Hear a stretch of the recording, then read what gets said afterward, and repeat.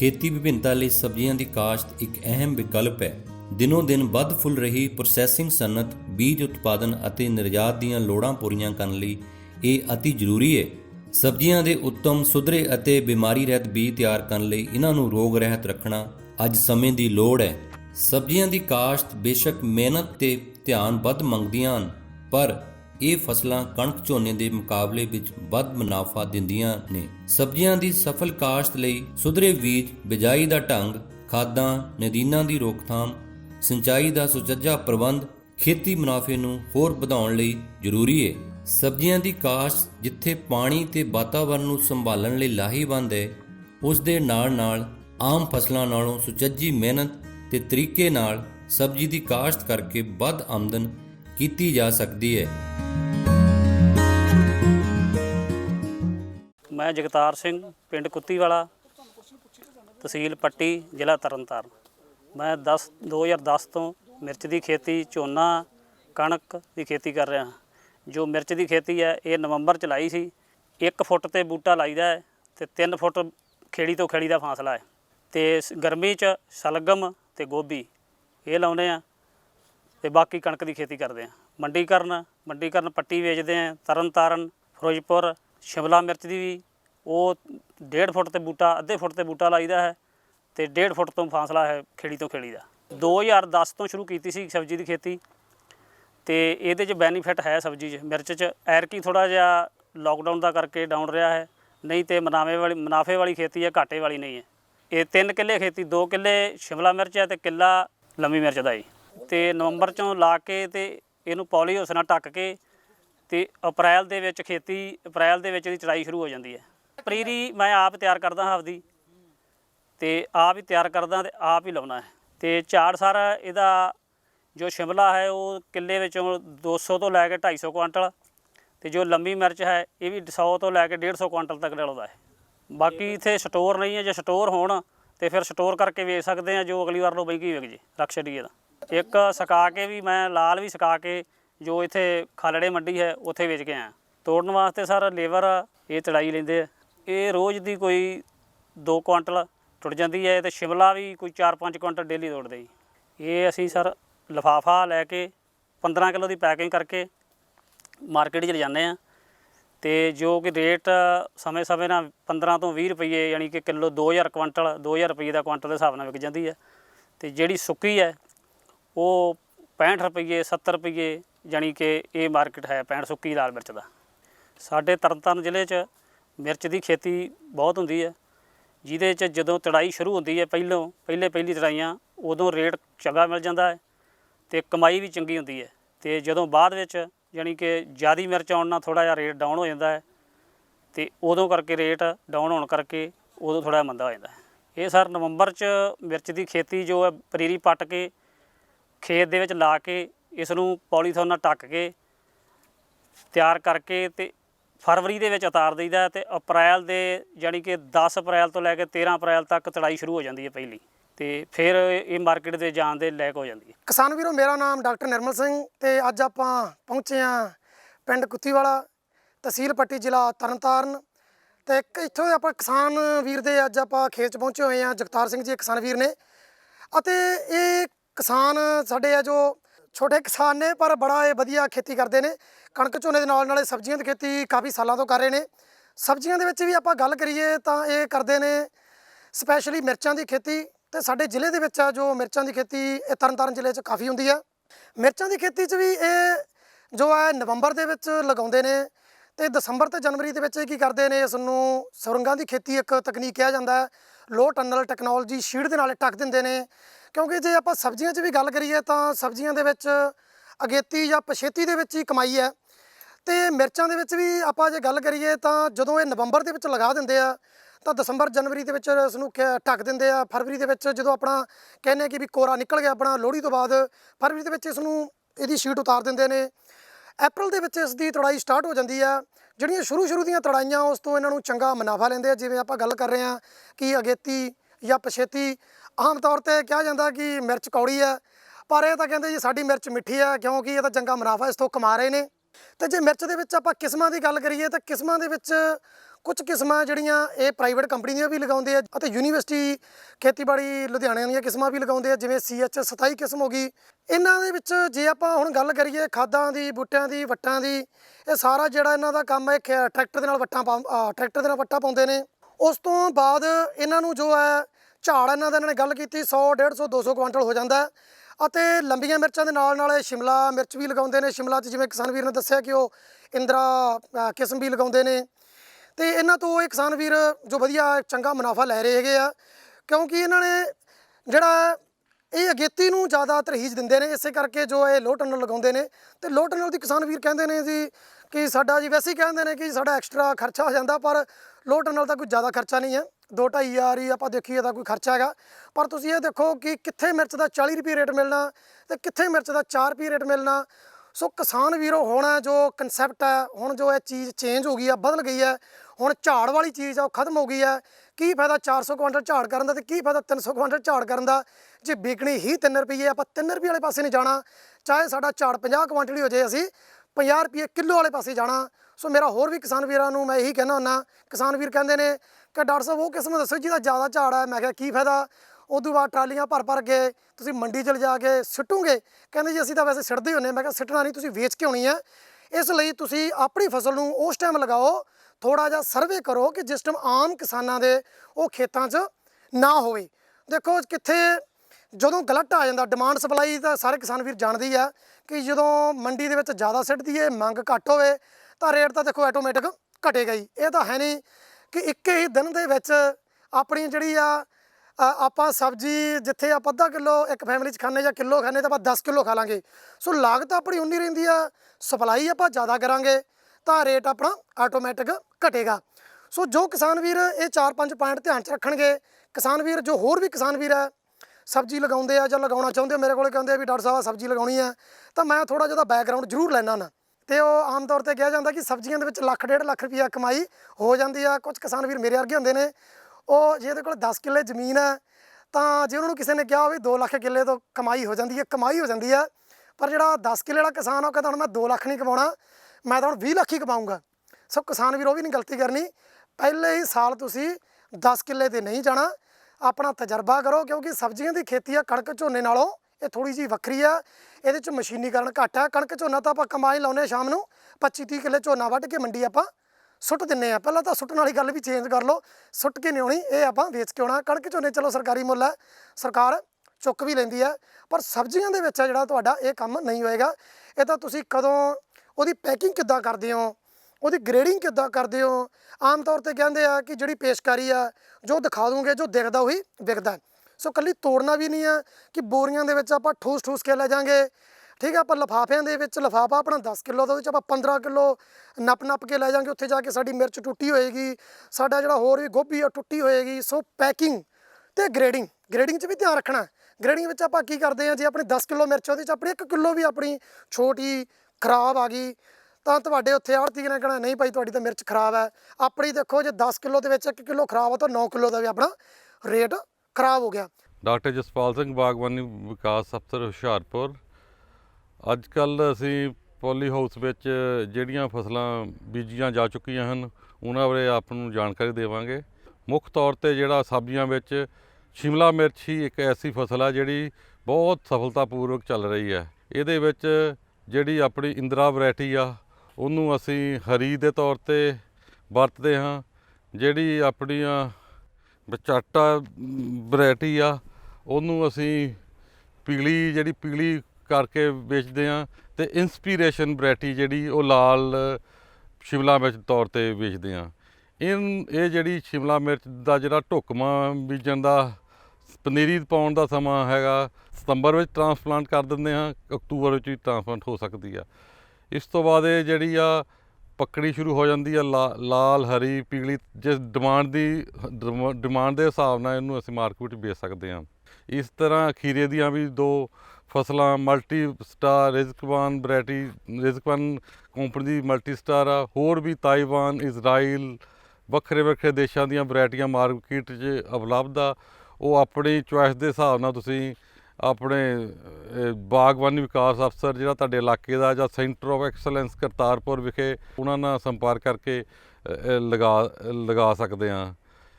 ਇਸ ਤੋਂ ਇਲਾਵਾ ਪੋਲੀ ਹਾਊਸ ਵਿੱਚ ਉੱਲੀਆਂ ਹੁੰਦੀਆਂ, ਉਹਨਾਂ ਨੂੰ ਖਤਮ ਕਰਨਾ ਹੁੰਦਾ, ਜਾਂ ਜਿਹੜੇ ਕੀੜੇ ਮਕੌੜੇ ਆ ਉਹਨਾਂ ਨੂੰ ਖਤਮ ਕਰਨਾ ਹੁੰਦਾ ਆ। ਉਹਦੇ ਨਾਲ ਆਪਾਂ ਉਹਦੀ ਵਹਾਈ ਕਰਨੀ ਆ, ਗੁੱਡਣਾ ਆ, ਪਾਣੀ ਲਾਉਣਾ ਆ, ਪਾਣੀ ਲਾਉਣ ਤੋਂ ਬਾਅਦ ਫਿਰ ਉਹਦੀ ਵਹਾਈ ਕਰਨੀ ਆ। ਉਹਦੇ ਨਾਲ ਸਾਡੀਆਂ ਜਿਹੜੀਆਂ ਉੱਲੀਆਂ ਆ, ਉਹ ਉੱਲੀਆਂ ਅਤੇ ਕੀੜੇ ਮਕੌੜੇ ਮਰ ਜਾਂਦੇ ਆ।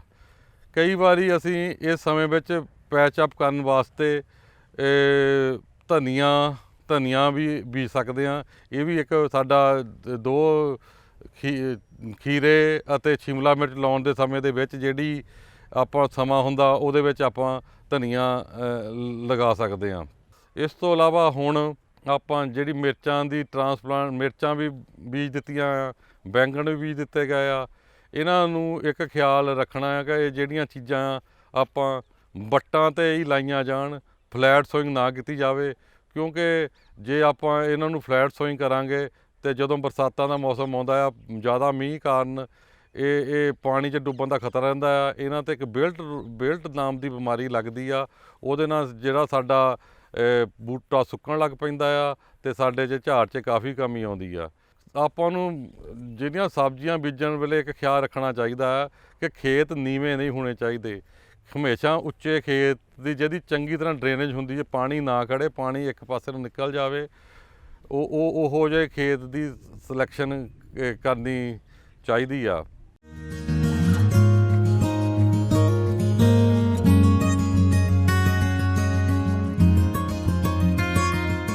ਸਫਲ ਕਿਸਾਨਾਂ ਦਾ ਮੰਨਣਾ ਹੈ ਕਿ ਸਬਜ਼ੀ ਦੀ ਪੈਦਾਵਾਰ ਅਤੇ ਮੌਸਮੀ ਸਬਜ਼ੀਆਂ ਬੀਜ ਕੇ ਇਸ ਕਿੱਤੇ ਵਿੱਚ ਵਧੀਆ ਕਮਾਈ ਕੀਤੀ ਜਾ ਸਕਦੀ ਹੈ। ਸਬਜ਼ੀਆਂ ਦੀ ਕਾਸ਼ਤ ਬੇਸ਼ੱਕ ਮਿਹਨਤ ਤੇ ਧਿਆਨ ਵੱਧ ਮੰਗਦੀਆਂ ਨੇ, ਪਰ ਇਹ ਫਸਲਾਂ ਕਣਕ ਝੋਨੇ ਦੇ ਮੁਕਾਬਲੇ ਵਿੱਚ ਵੱਧ ਮੁਨਾਫਾ ਦਿੰਦੀਆਂ ਨੇ। ਸਬਜ਼ੀਆਂ ਦੀ ਸਫਲ ਕਾਸ਼ਤ ਲਈ ਸੁਧਰੇ ਬੀਜ, ਬਿਜਾਈ ਦਾ ਢੰਗ, ਖਾਦਾਂ, ਨਦੀਨਾਂ ਦੀ ਰੋਕਥਾਮ, ਸਿੰਚਾਈ ਦਾ ਸੁਚੱਜਾ ਪ੍ਰਬੰਧ ਖੇਤੀ ਮੁਨਾਫੇ ਨੂੰ ਹੋਰ ਵਧਾਉਣ ਲਈ ਇੱਕ ਲਾਹੇਵੰਦ ਕਿੱਤਾ ਹੈ। ਸਬਜ਼ੀਆਂ ਦੀ ਸਫਲ ਕਾਸ਼ਤ ਦਾ ਪਹਿਲਾ ਕਦਮ ਸਿਹਤਮੰਦ ਪਨੀਰੀ ਤਿਆਰ ਕਰਨਾ ਹੈ। ਸਬਜ਼ੀਆਂ ਦੀ ਪਨੀਰੀ ਉਗਾਉਣਾ ਅੱਜਕੱਲ੍ਹ ਇੱਕ ਕਾਰੋਬਾਰ ਬਣ ਚੁੱਕਿਆ ਹੈ। ਛੋਟੇ ਅਤੇ ਦਰਮਿਆਨੇ ਕਿਸਾਨ ਪਨੀਰੀ ਉਗਾਉਣ ਦਾ ਕਿੱਤਾ ਸ਼ੁਰੂ ਕਰਕੇ ਮੁਨਾਫਾ ਕਮਾ ਸਕਦੇ ਨੇ।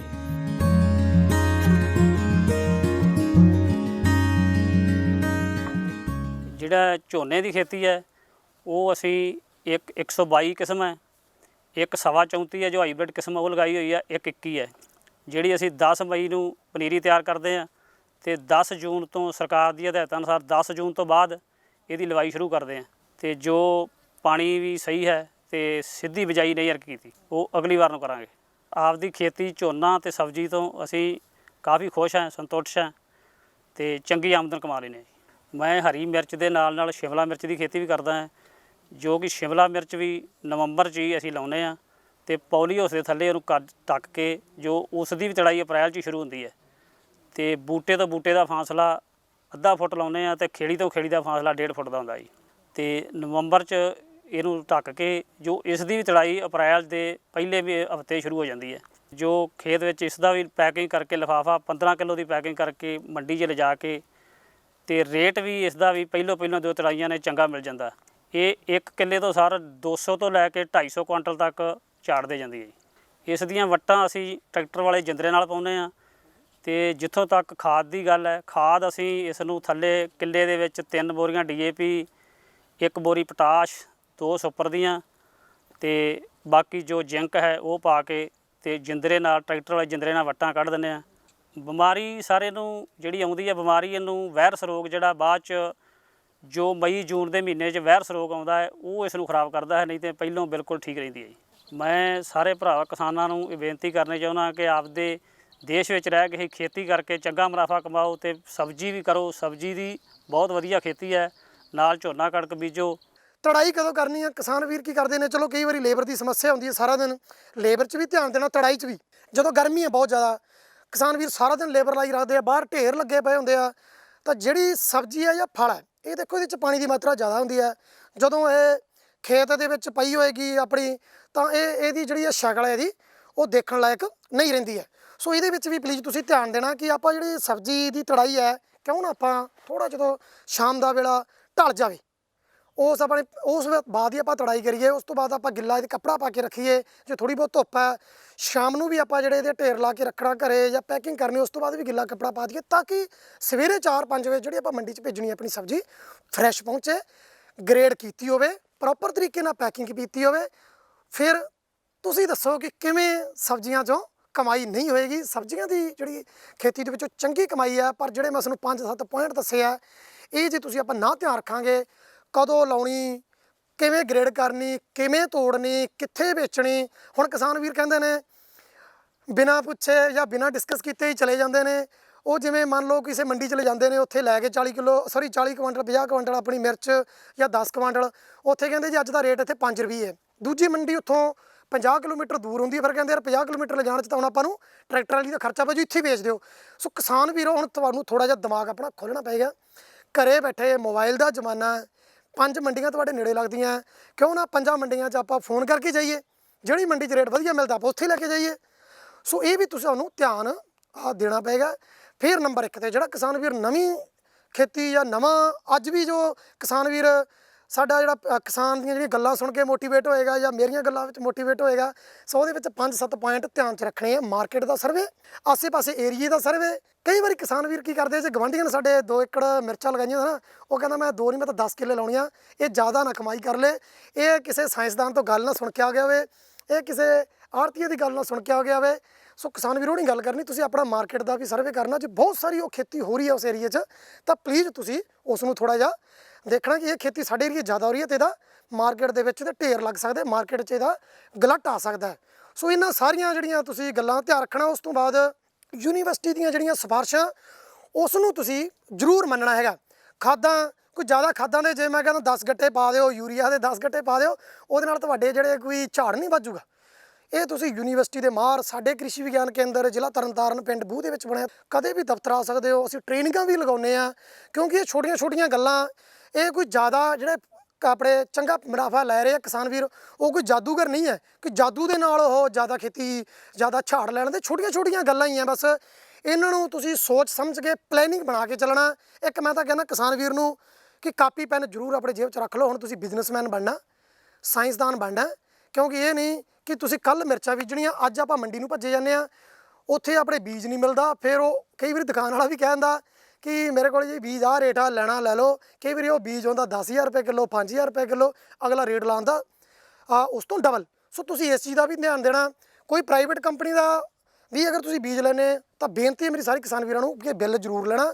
ਫਿਰ ਤੁਸੀਂ ਪੁੱਛਣਾ ਜ਼ਰੂਰ ਹੈ। ਕਈ ਵਾਰੀ ਕੀ ਹੁੰਦਾ ਕਿ ਅਲੱਗ-ਅਲੱਗ ਕਿਸਮਾਂ ਅਲੱਗ-ਅਲੱਗ ਸਮੇਂ 'ਚ ਲਾਉਣ ਵਾਲੀ ਹੁੰਦੀਆਂ। ਜਿਵੇਂ ਗੋਭੀ ਦੀ ਗੱਲ ਵੀ ਕਰੀਏ, ਅਗੇਤੀ, ਪਛੇਤੀ, ਮੇਨ ਸੀਜ਼ਨ ਦੀ, ਉਹ ਵੀ ਤੁਸੀਂ ਪਲੀਜ਼ ਧਿਆਨ ਦੇਣਾ ਹੈਗਾ।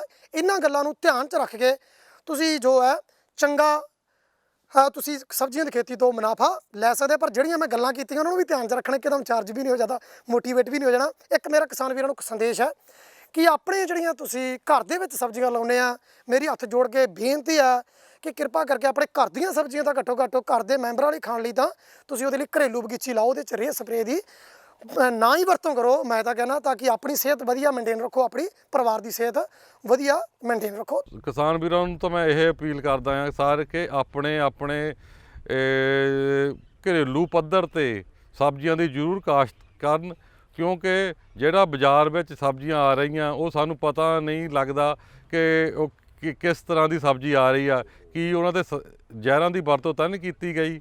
ਮੈਂ ਕਿਸਾਨ ਵੀਰਾਂ ਨੂੰ ਇਹ ਅਪੀਲ ਕਰਦਾ ਹਾਂ ਕਿ ਜਿਵੇਂ ਕਿ ਆਪਾਂ ਨੂੰ ਪਤਾ ਹੀ ਆ ਕਿ ਝੋਨਾ ਸਾਡਾ ਧਰਤੀ ਵਿੱਚੋਂ ਬਹੁਤ ਪਾਣੀ ਖਿੱਚ ਰਿਹਾ ਆ। ਜਿਹੜੇ ਲੋਕ ਨਹਿਰੀ ਪਾਣੀ ਨਾਲ ਵਰਤੋਂ ਕਰਦੇ ਆ ਉਹ ਤਾਂ ਕਿਸੇ ਹੱਦ ਤੱਕ ਝੋਨਾ ਬੀਜ ਸਕਦੇ ਆ, ਪਰ ਜਿਹੜੇ ਧਰਤੀ ਮਾਂ 'ਚੋਂ ਪਾਣੀ ਕੱਢ ਕੇ ਝੋਨਾ ਪੈਦਾ ਕਰਦੇ ਆ ਉਹ ਤਾਂ ਬਹੁਤ ਸਾਡੇ ਜਿਹੜੇ ਨੈਚੁਰਲੀ ਰਿਸੋਰਸਿਸ ਆ ਉਹਨਾਂ ਦਾ ਘਾਣ ਹੋ ਰਿਹਾ। ਸੋ ਮੈਂ ਤਾਂ ਇਹ ਅਪੀਲ ਕਰਾਂਗਾ ਕਿ ਬਿਲਕੁਲ ਝੋਨਾ ਥੱਲਿਓਂ ਧਰਤੀ ਵਿੱਚੋਂ ਪਾਣੀ ਕੱਢ ਕੇ ਨਾ ਬੀਜਿਆ ਜਾਵੇ, ਉਹਦੇ ਨਾਲੋਂ ਸਗੋਂ ਬਾਗਬਾਨੀ ਫਸਲਾਂ ਵੱਲ ਆਇਆ ਜਾਵੇ। ਉਹਦੇ ਵਿੱਚ ਜਿਵੇਂ ਕਿ ਆਪਾਂ ਨਿੰਬੂ ਜਾਤੀ ਦੇ ਫਲ ਲਗਾਏ ਜਾ ਸਕਦੇ ਆ, ਆੜੂ ਲਗਾਇਆ ਜਾ ਸਕਦਾ ਆ, ਨਾਖਾਂ ਲਗਾਈਆਂ ਜਾ ਸਕਦੀਆਂ ਹਨ, ਅਤੇ ਨਵੀਆਂ ਕੁਛ ਵੈਰਾਈਟੀਆਂ ਅਲੂਚਾ ਬੜਾ ਸਕਸੈਸਫੁਲੀ ਹੁਣ ਲਗਾਇਆ ਜਾ ਰਿਹਾ ਹੈ। ਇਹਦੇ ਵਿੱਚ ਆਪਾਂ ਨੂੰ ਪਲੈਨਿੰਗ ਇਹ ਕਰਨੀ ਚਾਹੀਦੀ ਆ ਕਿ ਕਿਹੋ ਜਿਹੀ ਸੋਇਲ ਚੁਣਨੀ ਆ। ਉਹਦੇ ਲਈ ਸਾਡੇ ਮਹਿਕਮੇ ਵਿੱਚ ਸਿਟ ਸਟੇਟਸ 5 ਬਣੀਆਂ ਆ, ਉਹਨਾਂ ਵਿੱਚ ਲੈਬੋਰਟਰੀਜ਼ ਹੈਗੀਆਂ ਆ। ਲੈਬੋਰਟਰੀ ਵਿੱਚ ਆਪਣੀ ਜਿਹੜੀ ਮਿੱਟੀ ਦੀ ਪਰਖ ਜ਼ਰੂਰ ਕਰਵਾਓ। ਮਿੱਟੀ ਪਰਖ ਕਰਾਉਣ ਤੋਂ ਬਾਅਦ ਸਾਡੀ ਸੋਇਲ ਜੇ ਸੂਟੇਬਲ ਆ ਤੇ ਉੱਥੇ ਇਹਨਾਂ ਬਾਗਾਂ ਦੀ ਕਾਸ਼ਤ ਕੀਤੀ ਜਾਵੇ।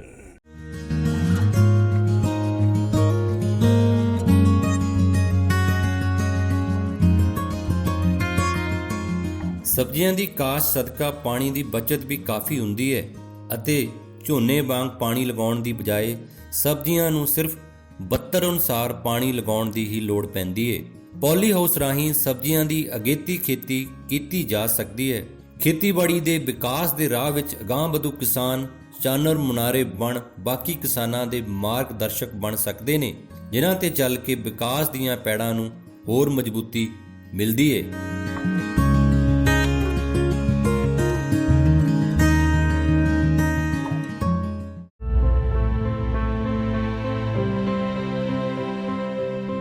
दुनिया भर में एक प्रभावशाली कृषि महाशक्ति है भारत, जिसके अन्नदाता खासकर छोटे किसानों की कुछ मूलभूत समस्याएं रही हैं, जैसे कृषि में आधुनिकीकरण व लाभकारी कृषि यंत्रों का अभाव। इस समस्या को दूर करने के लिए खेती में आधुनिक कृषि यंत्रों के प्रयोग से किसानों की आमदनी बढ़ाने के वर्तमान सरकार के संकल्प के साथ शुरू हुआ एक खास प्रयास SMAM योजना, यानी कृषि यंत्रीकरण पर उपमिशन। जिस टेक्नोलॉजी तक देश के एक बहुत छोटे से वर्ग की पहुंच थी, हमारे यहाँ मान लिया गया टेक्नोलॉजी एक बड़े रईस लोगों का कारोबार है, सामान्य मानव की जिंदगी में उसका कोई स्थान नहीं है। उस पूरी मानसिकता को बदल करके हमने टेक्नोलॉजी को सर्वजन के लिए सुलभ करने की दिशा में अनेक कदम उठाए हैं और आगे भी उठाने वाले हैं। प्रधानमंत्री श्री नरेंद्र मोदी जी के विजनरी नेतृत्व में कृषि में नई प्रौद्योगिकी के इस्तेमाल एवं कृषि के यंत्रीकरण यानी मैकेनाइजेशन के जरिए भारतीय किसानों के आर्थिक सशक्तिकरण के नए प्रतिमान गढ़ रहा है। वर्ष 2014 से आज तक सब मिशन योजना के मार्फत हजारों किसान परिवारों की जिंदगी में न सिर्फ सुखद बदलाव आया है, बल्कि वे दुविधा से निकलकर सुविधा के मार्ग पर कदम ताल कर रहे हैं। सरकार ने हमें बहुत अच्छी सुविधा प्रदान की है, इससे हम कम लागत में अधिक मुनाफा कमा सकते हैं, कमाते भी हैं जी। और हमारे बच्चे जो पहले इस काम में बिल्कुल भी नहीं आना चाहते थे, अब हमें देखने के बाद वो पढ़ाई के साथ साथ इसमें हमारी मदद भी करते हैं और आगे भी वो इस काम को संभालना चाहते हैं। वर्ष 2014-15 में योजना की शुरुआत से अब तक विभिन्न राज्य सरकारों को 6000 करोड़ से अधिक रुपए जारी किए जा चुके हैं। इससे देश भर में किसानों के लिए 15 लाख से अधिक लाभकारी मशीनें खरीदी जा चुकी हैं। यही नहीं, देश भर में लगभग 43,000 custom hiring centre, hi-tech hub और फार्म मशीनरी बैंक भी स्थापित किए गए हैं। Custom hiring centre, hi-tech equipment hub का उद्देश्य किसानों को किराए के आधार पर मशीन और उपकरण उपलब्ध कराने के लिए बुनियादी ढांचा तैयार करना है। कस्टम हायरिंग सेंटर्स में किसी भी परियोजना की लागत 60 लाख रुपए तक हो सकती है और हाईटेक हब के लिए ये 2.5 करोड़ रुपए तक हो सकती है। सरकार द्वारा देश भर में स्थापित farm machinery training and testing institutes में किसानों को नए कृषि उपकरणों की जानकारी और इन्हें इस्तेमाल करने की मुफ्त ट्रेनिंग दी जा रही है। यहाँ किसानों को उन्नत खेती की नवीनतम जानकारियां भी दी जा रही हैं। इन farm machinery training and testing institutes में प्रशिक्षु किसानों के रहने व खाने की मुफ्त सुविधा तो है ही, साथ ही इंस्टीट्यूट तक आने जाने का किराया भी दिया जाता है। ट्रेनिंग लगी है कुछ दिनों की, जिससे मुझे बड़ी बड़ी मशीनों के बारे में जानने के लिए मिला है। এই প্ৰশিক্ষণৰ দ্বাৰা মই এই বিষয়ে জানিব পাৰিছোঁ যে ট্ৰেক্টৰ ব্যৱহাৰ কৰি আমি কৃষকসকলে বহু কাম কম সময়ত, কম খৰচত, কম কষ্ট খেতি কৰি আমি বহুখিনি লাভৱান হ'ব পাৰোঁ। कृषि में ड्रोन का उपयोग बेहद फायदेमंद साबित हो रहा है। इनसे फसलों की निगरानी करना व दवा का छिड़काव करना बेहद आसान हो गया है। इससे खेती की लागत में भी कमी आई है। SMAM योजना के तहत फार्म मशीनरी प्रशिक्षण और परीक्षण संस्थानों, ICAR संस्थानों, कृषि विज्ञान केंद्रों, राज्य कृषि विश्वविद्यालयों को किसानों के लिए ड्रोन प्रदर्शन हेतु आकस्मिक खर्च व ड्रोन खरीद पर 100% वित्तीय सहायता प्रदान की जा रही है, जिससे लाभार्थी किसानों ने फायदा उठाकर अपने उत्पादन को बढ़ाया है। SMAM स्कीम का लाभ लेने के लिए आधिकारिक वेबसाइट पर जाएं या जानकारी के लिए जिला कृषि पदाधिकारी से संपर्क करें। SMAM स्कीम के लिए एक मोबाइल ऐप भी लॉन्च किया गया है। न्यू इंडिया की इस बदलती हुई खुशनुमा तस्वीर को संभव बनाया है गांव, गरीब और वंचितों के हित को समर्पित मोदी सरकार के उस संकल्प ने, जिसका लक्ष्य है हर किसान की आय बढ़ाकर उन्हें आत्मनिर्भर बनाना। हमें खुशी है SMAM योजना अपने प्रयासों से हमारे अन्नदाता को हर क्षण दुविधा से सुविधा की ओर ले जा रही है।